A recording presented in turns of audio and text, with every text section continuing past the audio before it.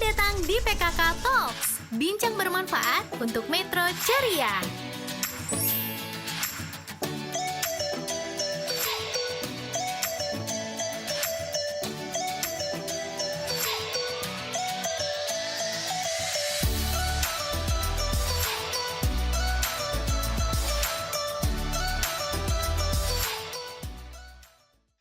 Assalamualaikum warahmatullahi wabarakatuh. Selamat bertemu kembali bersama saya Desi Rohmawati, anggota Pokja 3 tim penggerak PKK Kota Metro yang hari ini kembali bertugas untuk mengkes di Ibu PT Kepala UPT Rumah Sakit Hewan Pro, Dr. Ya, Dok. Siang Mbak Desi. Iya, yang adik dokter.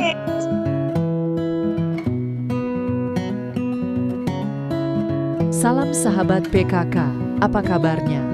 Berjumpa lagi dalam PKK Talks Podcast kita. Pada kesempatan ini spesial, mengusung tema yang bertajuk Rumah Sakit Hewan Kota Metro dengan narasumber Pelititor Kepala UPTD Rumah Sakit Hewan Kota Metro, Dr. Devita Maharjanti.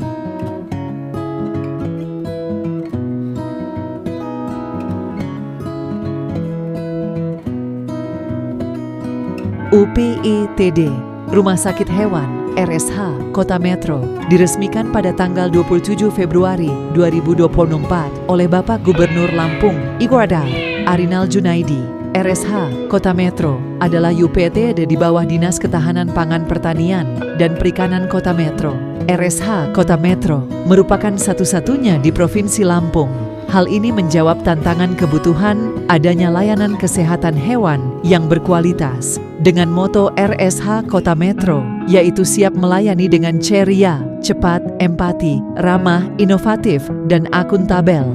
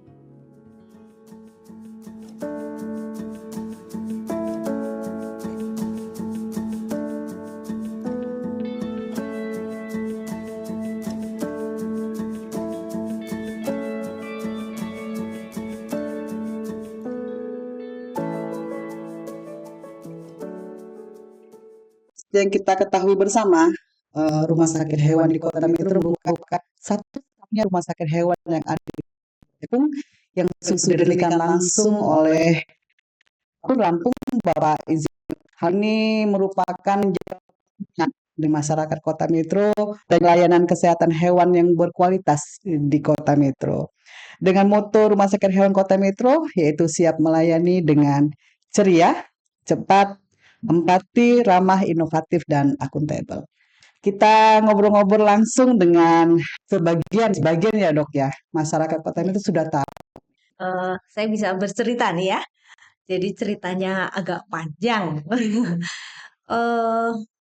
Sebenarnya rumah sakit hewan ini pada awalnya adalah Kota Metro itu sudah mempunyai kesehatan hewan.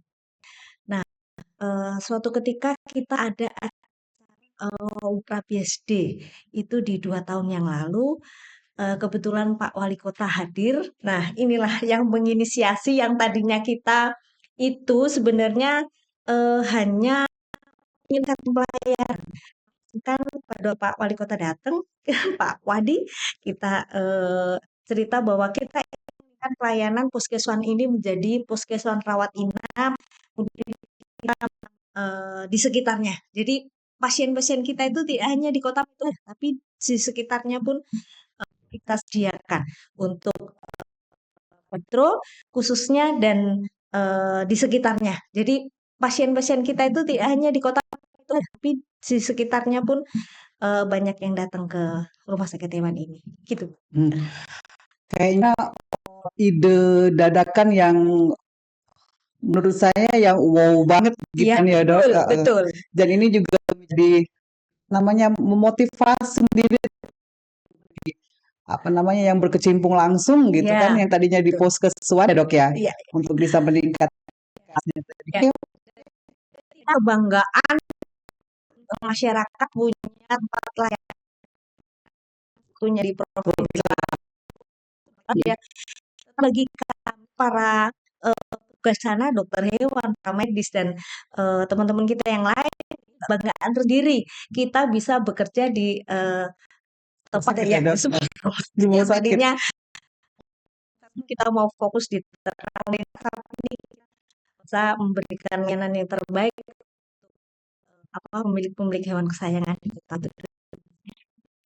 Pokoknya yang latar belakang ini menurut saya keren Ya, banget dok. wow. Terus dok di rumah kita sendiri tadinya yang poskeswan gitu ya dok, poskeswan sekarang sudah rumah sakit nih gitu dengan status yang berbeda. Kayak yang misalnya kita yang di dinas kesehatan kan gitu memang bedanya nih ada puskesmas gitu, ada rumah sakit lagi gitu. Ya.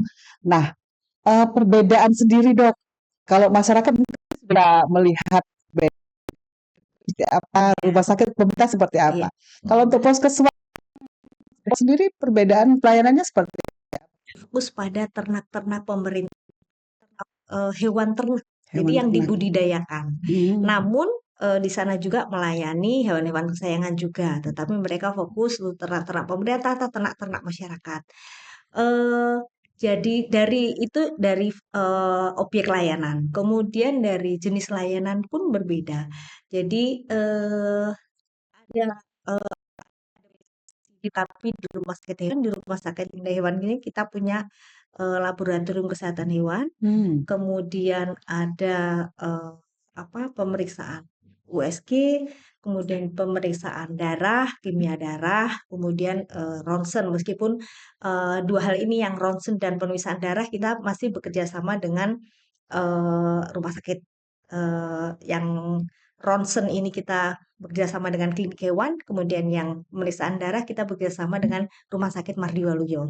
Kemudian dari fasilitas, kalau rumah sakit hewan ini kita melayani rawat inap, kalau di puskeswan tidak.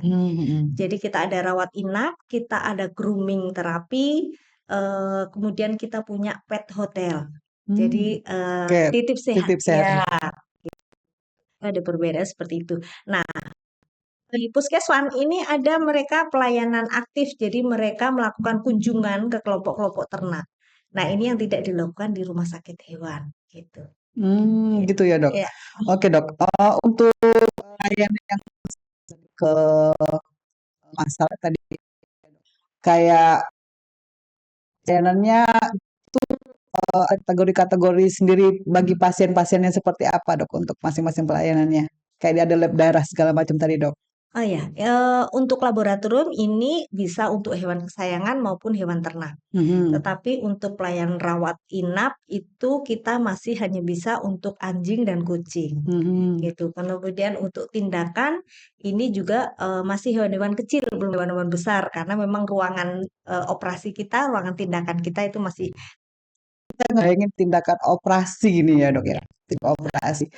Kalau misalnya tindakan operasi yang dilakukan pada hewan itu apa aja sih dok yang bisa dilakukan ke hewan dok? Iya. Jadi biasanya karena kalau yang ini adalah steril. Steril. Jadi kan steril ini merupakan pengendalian populasi ya. Ketika populasi hewan kesayangan kita itu juga banyak tanpa terkendali, itu nanti berakibat pada tingkat apa ya, pemeliharaan kita itu kurang maksimal. Maksimal. Sehingga lebih baik ini dilakukan pengendalian populasi. Ini untuk steril baik jantan maupun betina, Betina. anjing dan kucing. Kucing. Kemudian kucing, anjing ini seringkali berantem atau mereka seringkali kena luka, agak yang lukanya lebar dan dalam, itu kita juga lakukan tindakan penjahitan. Kemudian kadang ada penyakit-penyakit tertentu itu seperti misalnya ada tumor. Kemudian mungkin juga sahabat PKK di mana saja berada juga sama seperti saya juga nih dok. Yang selain pasti nih dok, pasti ada kayak dokter, kita kan dokter hewan lah. Itu sebagai direktur rumah sakit hewan di Kota Metro. Sumber daya manusia apa lagi dok yang ada di rumah sakit hewan di Kota Metro dok?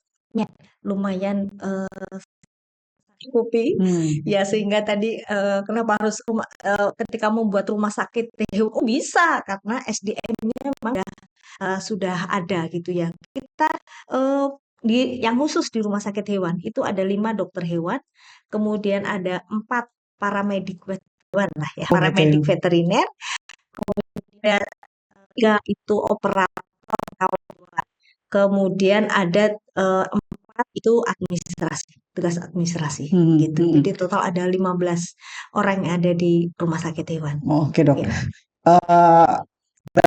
Sekaligus sebagai dokter hewan yang ada di sana, merangkap sebagai direktur rumah sakit hewan gitu.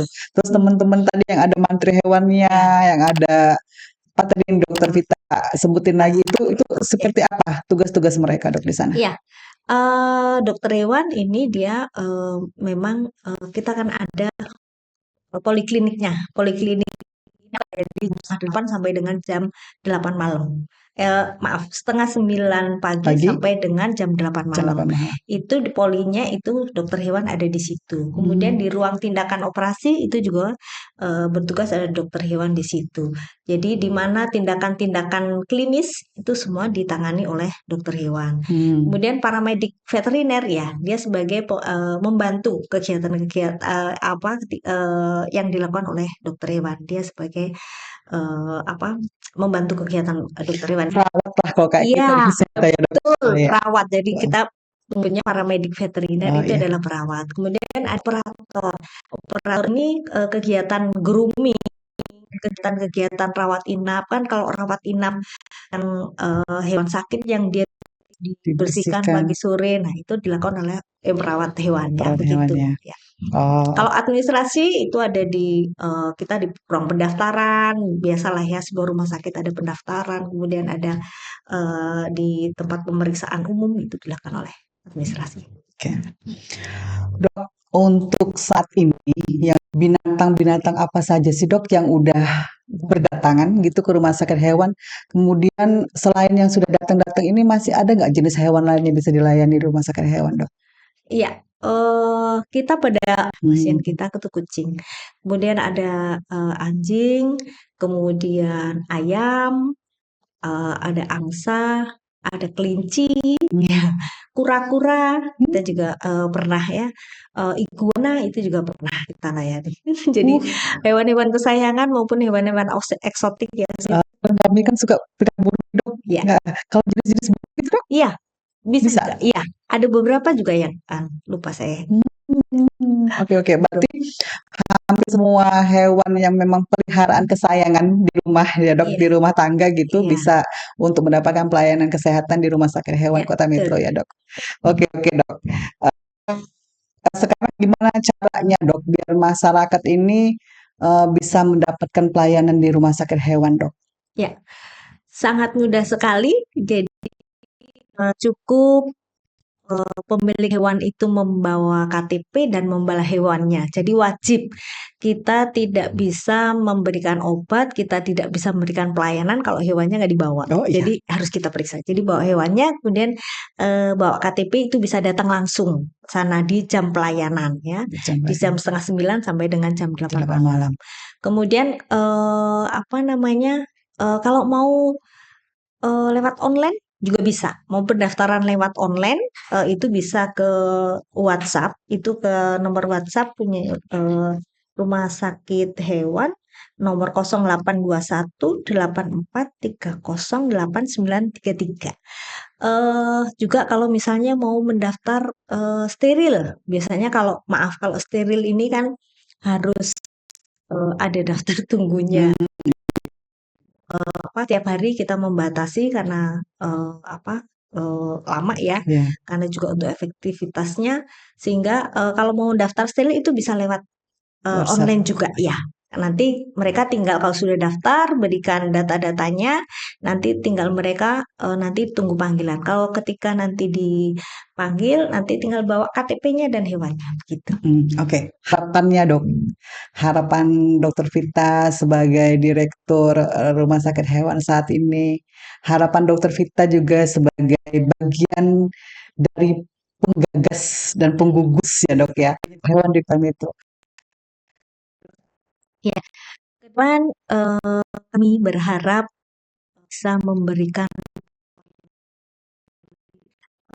para yang ada di sana bisa meningkatkan kapasitasnya, karena kedokteran ini berkembang. Yap. Jadi sekarang ada kita one world, one health medicine. Sehingga kesehatan manusia dan ini pelayanannya dilakukan itu harus. Ya kita dokter